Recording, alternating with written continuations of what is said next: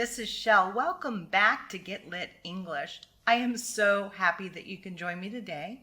Today I am going to be walking you through the poem The Crocodile by Lewis Carrol. You might remember the name Lewis Carrol because Lewis Carroll is famous for writing Alice in Wonderland.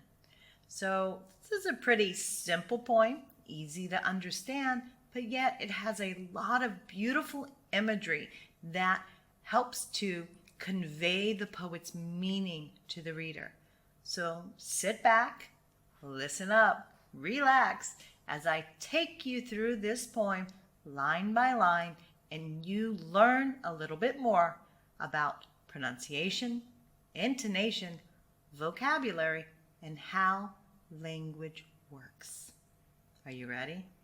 Let's get lit. First, let's take a look at the intonation of the poem.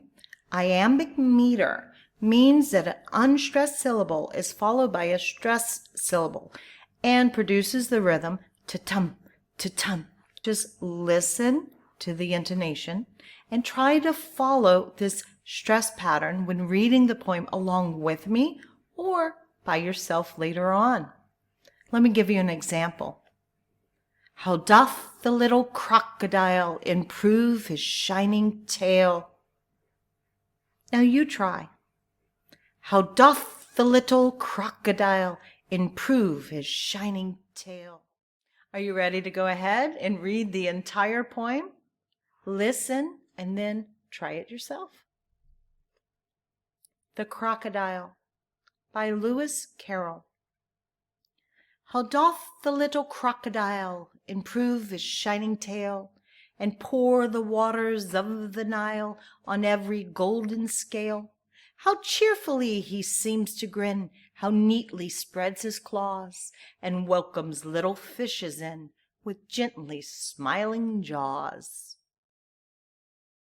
You know, the interesting thing about crocodiles is they look very much like the alligator. And alligators are what I'm used to because they're more native to the United States. So let's take a look at crocodile versus alligator. Can you say them with me? Crocodile. Alligator. Good. So I don't want to get close enough to a crocodile or an alligator to actually figure this out. But they say that a crocodile's teeth are more prominent, meaning they show more of their teeth than the alligator does. But what's interesting about both of these words is that they are used in the English language in rhyming phrases to say goodbye. Have you ever used these? See you later, alligator. After a while, crocodile. We even say, later, gator, to shorten it a bit.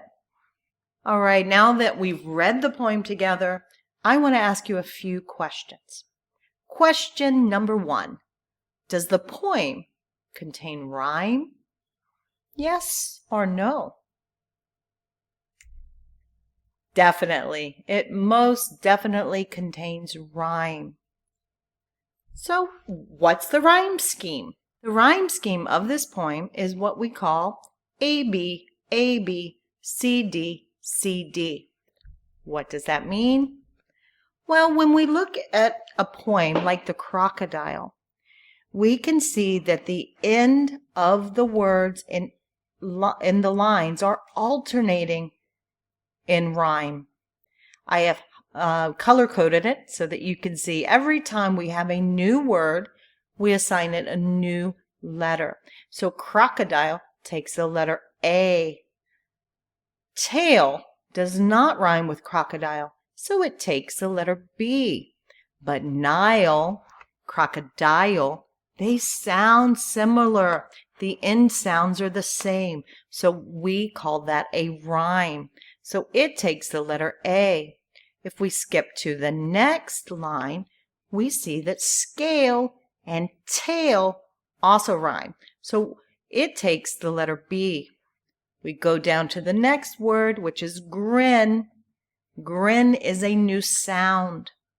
It ends in the N sound. So it takes the letter C. Same thing with claws. Claws is a new sound. So we give it the letter D. We go down to the next line with N, which sounds like grin. So it's a rhyming word. And we give it the C. And then jaws rhymes with claws. So it takes D. Now, question number 3. The word doth is used in the first line of the poem. What do you think the modern translation of doth is? Do you think it is the word do or the word does? If you guess does, then give yourself a big clap. That's right. Doth is Old English, but you will find it in a lot of the poetry from this era. Question number 4. The poet says that the crocodile seems to grin. Can you find a synonym for the word grin that is also used in the poem? If you said smiling, fantastic, because to grin and to smile are similar words. A synonym is a word or phrase that means exactly or nearly the same as another word or phrase in the same. So we can use grin, we can use beam, we can use smile, we can use smirk. All of these are very similar. Why would a poet use similar words? Well, it helps the poet to emphasize the meaning or convey the mood or the atmosphere of the poem so that the message of the poem comes across even clearer to the reader. Question number 5. Can you find all 3 adverbs that are in this poem? Cheerfully, neatly, and gently are the adverbs that are being used here. Can you find a verb that suggests that the crocodile is friendly? What word would make you think that this is a friendly crocodile? Dun dun dun dun. Welcomes. Welcomes is a word that is used when someone is happy that someone is there, and it usually makes you think that that person is very friendly if they're a welcoming person. Question number 7. What are the connotations of the words grin, smiling, cheerfully, gently, and welcomes? What are connotations? Connotations are something that's suggested by a word or thing. So when we hear words, normally we have feelings or thoughts attached to those words, word associations. So the words that I showed a minute ago have similar connotations. They have similar associations, such as friendly, being kind, being happy, being trustworthy. Let's take a minute to recap some of the main vocabulary words that are being used in this poem. The first one, doth. Can you say it with me? Doth. This is an expression and it means does. It's an Old English expression. Claws. Claws, curved, sharp nails like you would find on feet or legs of an animal. Jaws. This is your whole entire mouth, which is including the teeth, your jaws. Gently. Gently is a word that means mildly or softly. It has very peaceful connotations. Grin. Grin is a very broad smile, a big smile.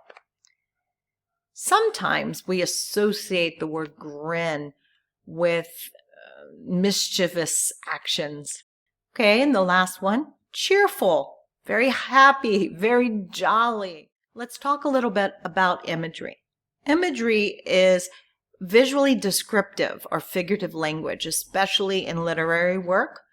So let's take a look at the imagery that is being used in this poem. We have images like shining tail and golden scale. On the other hand, we have images like spread his claws, smiling jaws. Now, these are interesting images because this use of imagery suggests pain and danger because we've got the word jaws and claws. So we look at the use of personification here, how cheerfully he seems to grin and welcomes little fishes in, gently smiling jaws. You know, we've got this nice contrast between the beautiful, peaceful, sweet images and those images of death, the jaws, the claws of a crocodile. So let me ask you a question. Is the crocodile really friendly? Yes or no? Definitely not. How do we know here that he's not friendly? Well, we zero in on the word seems. The writer says he seems to grin.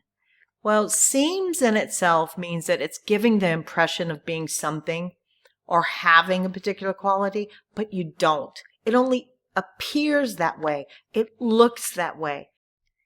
So let me ask you another question. Is the crocodile really happy? Yes or no? Definitely. This crocodile is happy because he's about to eat a fish. Why wouldn't he be happy? Well, let's talk about the meaning of this poem. What do all of these images and all of these vocabulary choices mean? Well, the poet is describing a small crocodile, and he wonders, how does the crocodile make his tail look better by pouring water from the Nile on it, and for its scales making it look shiny like gold? The poet says that the crocodile's scaly tail is shining and that each scale looks like a golden scale. So you really picture it kind of full of glitter, right? The crocodile seems to grin or smile with its wide jaws and it looks very happy and excited. Why is he happy? Because he's about to catch a fish. The crocodile has neatly spread its claws. Sharp curved nail are your claws and your jaws, your teeth. He looks like he's smiling, but it is making a hunt for the fish. The fish does not know the trap is being set by the crocodile.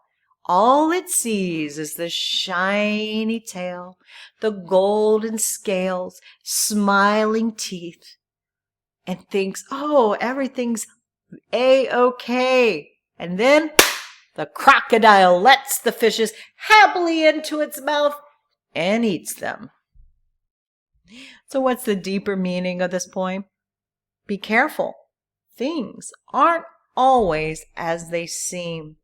I hope you've enjoyed this poem, and I hope you will go back, review it, and try to recite it yourself to practice the intonation. All right, see you later, alligator.